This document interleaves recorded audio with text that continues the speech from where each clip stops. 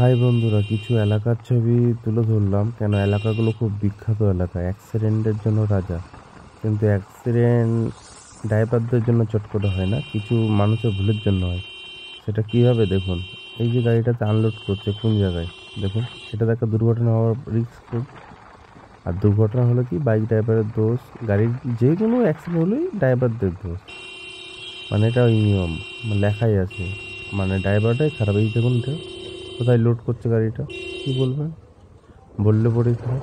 আর এদের ফের কি কিছু খালি অ্যাক্সিডেন্ট হয়, শুধু যে ধাক্কা খাবে বা যাকে ধাক্কাটা লাগবে, দোষ যতই না আপনার থাকুক, দোষী আপনি হবে।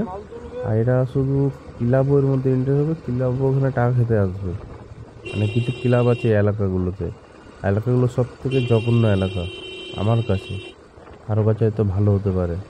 এলাকার লোকের পুলিশের সঙ্গে হাত আছে, কিছু উকিলও আছে, মানে বেশি ল পড়ে নিয়েছে, উকিল লটা বেশি পড়া হয়ে গেছে।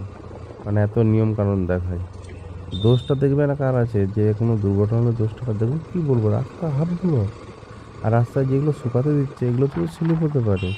এগুলো স্লিপ হয়ে তো বাইক ড্রাইভারের দুর্ঘটনা হতে পারে। সেটা বলে কোনো যায় আসে না, বাইকগুলো যার ইচ্ছে হয়ে যায়। মেন কথা টাকা কামাই করতে পারলেই হলো। যে কোনো জায়গায় যে কোনো কিছু রাস্তার মধ্যে কিছু বলতে গেলেই অন্যায়। মানে যে কী বলবো, আর কিছু এলাকা, এগুলো এলাকাগুলো বাংলা কথায় তো কী বলবো আর, মানে একটা ভাষা আছে, সেই এলাকাগুলো এরকমই। আর এটা এই এলাকাগুলোতে সম্ভব, এটা ভালো এলাকা এগুলো হয় না। এগুলো অন্য এলাকায় এগুলো দেখতেই পাবেন না। আর রাস্তা ব্লক, রাস্তার মধ্যে যে কোনো কিছু এরাই করে, অন্য কোনো কেউ করে না এই প্রবলেমগুলো। এরা এই এলাকাগুলোতেই হয়। আমাদের দুটো পেট্রোল পাম্প পড়ে, পেট্রোল পাম্পের মিডিলে যে এলাকাগুলো পড়ে সব থেকে ডেঞ্জার এলাকা, মানে সব থেকে ক্ষতিকর এলাকা। দেখুন কোথায় মালটা রেখেছে, এই তো দুর্ঘটনা হতে পারে। কি আর বলবো বন্ধু, বাই, নেক্সট ভিডিওতে দেখা হচ্ছে।